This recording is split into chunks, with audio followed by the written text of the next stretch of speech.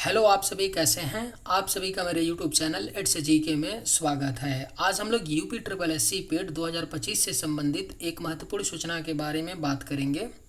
आप सभी को पता है कि कल ही आयोग के द्वारा एग्ज़ाम सीटी का जो नोटिफिकेशन है उसे आउट कर दिया गया है, यानी अब आप लोग अपना एग्ज़ाम सीटी चेक कर सकते हैं। आप लोग कैसे चेक करेंगे अपना एग्ज़ाम सीटी, इसी विषय में हम लोग बात करेंगे। देखिए, एग्ज़ाम सीटी आप लोग जानने के लिए आपके पास रजिस्ट्रेशन नंबर का होना बेहद ही ज़रूरी है ना।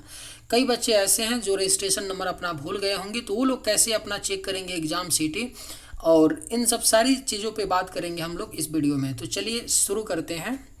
देखिए, कल का ये जो आयोग का ऑफिशियल नोटिस है आपका यहाँ पे है। देखिए, 27 अगस्त 2025 को ये नोटिस आता है कि जो लिखित परीक्षा आयोजित है 6 और 7 सितंबर 2025 को 2 पाली में आयोजित होगा 48 जिलों में। ये सारी बातें आपको पता है।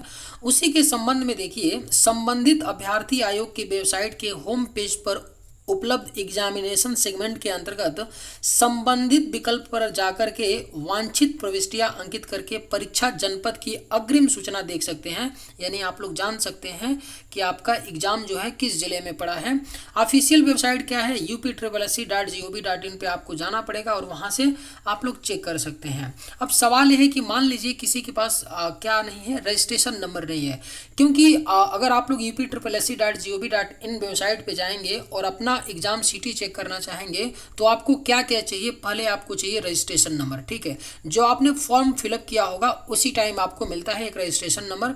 दूसरा, आपको डेट ऑफ बर्थ, आपका सबको पता होगा, डेट ऑफ बर्थ पता होगा। ठीक है, उसके बाद क्या करना होता है, अपना जेंडर सेलेक्ट करना होता है और कैप्चा कोड डालने के बाद आप सबमिट कर देंगे तो आपका पता चल जाएगा। लेकिन सवाल ये है कि मान लीजिए रजिस्ट्रेशन नंबर अगर किसी के पास नहीं है तो कैसे चेक करेंगे, मेन तो सवाल ये है।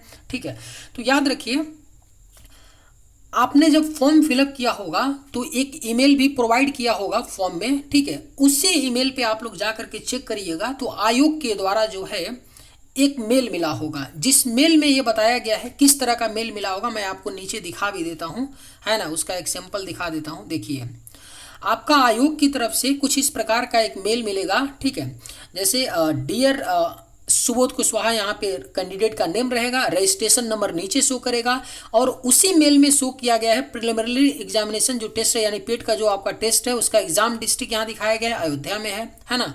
और किस दिन है, डेट दिया गया है, एग्जाम डेट जो है आपका 6/9/2025 को है इस कैंडिडेट का। ठीक है, तो आप लोग मेल जा करके चेक कर सकते हैं। आपको इतना तो याद होगा कि आपने जीमेल कौन सा डाला था, है ना।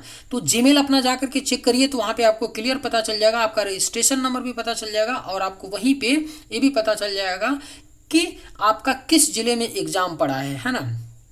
अगर मान लीजिए कोई ऐसा बच्चा चाहता है कि भाई ठीक है, मैं जा करके ऑफिशियल वेबसाइट पे भी चेक करना चाहता हूं, तो आपको कुछ नहीं करना है, ये रजिस्ट्रेशन नंबर आपको नोट करना है और फिर जाने के बाद क्या करना है, UP.SC.gov.in वेबसाइट पे जाएंगे और जब आप होम पेज पे जाएंगे तो कुछ इस तरह का आपको इंटरफेस मिलेगा। देखिए, तो यहाँ पे क्या करेंगे, कैंडिडेट रजिस्ट्रेशन नंबर अपना डालेंगे जो आपने जीमेल से नोट करके रखा है, यहाँ पे डेट ऑफ बर्थ फिलअप करेंगे, यहाँ पे जेंडर सेलेक्ट करेंगे, ये वाला कैप्चा कोड डालेंगे और सबमिट करेंगे तो आपको पता चल जाएगा, है ना। अब तो ये बात रही कि भाई आपको पता चलेगा कि आपका एग्जाम सीटी कब है ना। तो एडमिट कार्ड की अगर बात करें कि एडमिट कार्ड भाई कब तक डाउनलोड होगा, तो याद रखिएगा 4 दिन पहले, 3 से 4 दिन पहले आपका एडमिट कार्ड डाउनलोड होगा। यानी मान के चलिए अगर किसी का एग्जाम 6 को है तो उनका जो एडमिट कार्ड डाउनलोड होगा 2 या 3 को होगा, और जिनका 7 को होगा उनका डाउनलोड किस दिन होगा, तो 3 या 4 को होगा, है ना। तो आप लोग अप्रॉक्स 4 दिन, मान लीजिए कि 4 दिन पहले आपका क्या होगा कि एडमिट कार्ड डाउनलोड हो जाएगा। एक और बड़ी समस्या आ रही है, बच्चे बता रहे हैं कि सर जो एग्जाम सेंटर है बहुत दूर दिया गया है। जैसे अभी मैंने ऊपर वाले कैंडिडेट का देखा तो इनका अयोध्या है, इनका जो है होम, इनके मतलब होम डिस्ट्रिक्ट से कितने दूर पे दिया गया है, 350 किलोमीटर दूर इनको दिया गया है ना। तो जो सेंटर है ना, सेंटर आपका 250 किलोमीटर से लेकर के, ध्यान दीजिएगा, 250 किलोमीटर से लेकर के 500 किलोमीटर की दूरी तक भेजा गया है। तो आप लोग इसके लिए तैयार रहिए। अपना एग्जाम सेंटर आप लोग देखेंगे तो खुद ही पता चल जाएगा, लेकिन एक ओवरऑल मैं आपको बता देता हूँ कि 250 किलोमीटर से लेकर के 500 किलोमीटर की दूरी पर ऐसा सेंटर को भेजा गया है।